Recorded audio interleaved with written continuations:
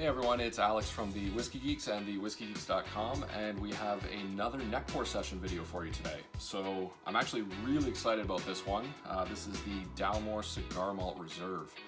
I was actually lucky to get a bottle of this. We are actually featuring this in our tasting, a virtual tasting that we're running at the end of March.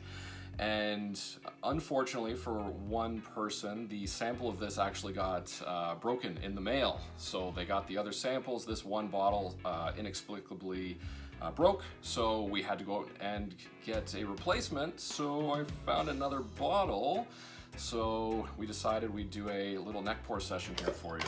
So this is, again, the Dalmore Cigar Malt Reserve, matured in oloroso sherry and white American oak casks. Really beautiful bottle and color here. So I've taken the foil off here just to make this a little bit easier, because sometimes they can be a bit of a pain to get out. But let's go ahead, pour our first dram of this and see what it's like. So because it is Tim's been the one doing the pouring for these sessions, for these tastings. So he's actually had a little bit of this just to see what it was like. I haven't yet. So I've got my sample here behind me in my cabinet, but I actually haven't tried it. So I wanted to see what this is like. So for me, the main thing that jumps off on the nose is I'm actually getting some, like some red fruit. So like getting some plums, a little bit of raspberry. And then there's also a really nice like cinnamon, like a vanilla custard, which I actually find in the Dalmores is one of the flavors that you get quite a bit in their range. Quite nice. You can see the color there. Probably a little bit easier in the bottle here, but you get some of the deeper amber notes that get pulled out of the sherry casks that were used, the oloroso sherry. It's really nice. So let's get in here for find out what we're dealing with.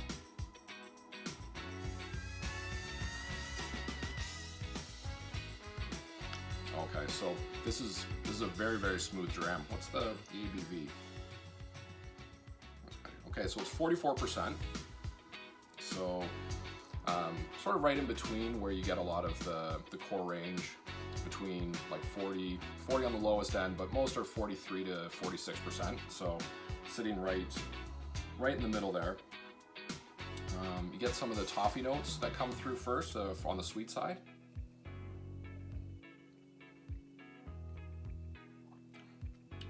Some of those vanillas still come through. And then I'm actually getting a little bit of banana as well, which is a really nice combination, obviously, when you're pairing that with the toffees and the vanilla. Like really nice, sweet wine.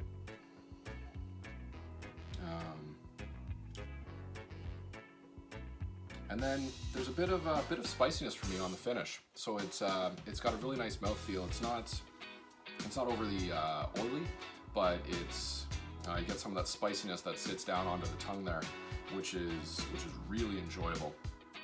I'm happy I didn't decide just to go out and try and find a sample at someplace up here in Ottawa that I could maybe just get one ounce and ship that off. Did a bit of math in my head and decided it made more sense to just get another bottle. And I was actually lucky that my dad is going to split this with me, so it wasn't the full $200, which is the price here in Ontario at the LCBO. So value-wise, I think this is, it's on the upper end. We're getting $200.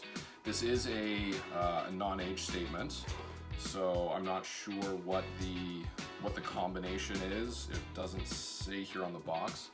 I haven't done any research into this yet because I didn't want to be biased by going out and reading too much into it. I did want this to be a quick hit first impression. So for me, I think this is really enjoyable. I'm very glad to be able to add this to the collection here, get this on a prominent space on the shelf here behind me. And I'm looking forward to sharing this with our group for the virtual tasting that we're going to be doing. So anyways, I'm going to go ahead, off the top of my head, give this 8.5. 8.5 towards a 9, and can't wait to let the bottle here breathe a little bit and work my way down through the neck and see how this develops over a few multiple tastings. So anyways, hope you've enjoyed this round of the neck pour sessions, and please hit subscribe down below on the YouTube. Every other Friday on thewhiskeygeeks.com we put a pairing. I'm excited to let you guys know what we're going to pair with this. We've already talked about it, so for those of you that are in the virtual tasting, you'll get the first heads up as to what it is, which character that we're pairing with this. This being the Cigar Malt Dalmore. A bit of a hint, it is someone who does enjoy the occasional cigar, so check back in for that, and remember, Scotch and stories, they belong together. Cheers.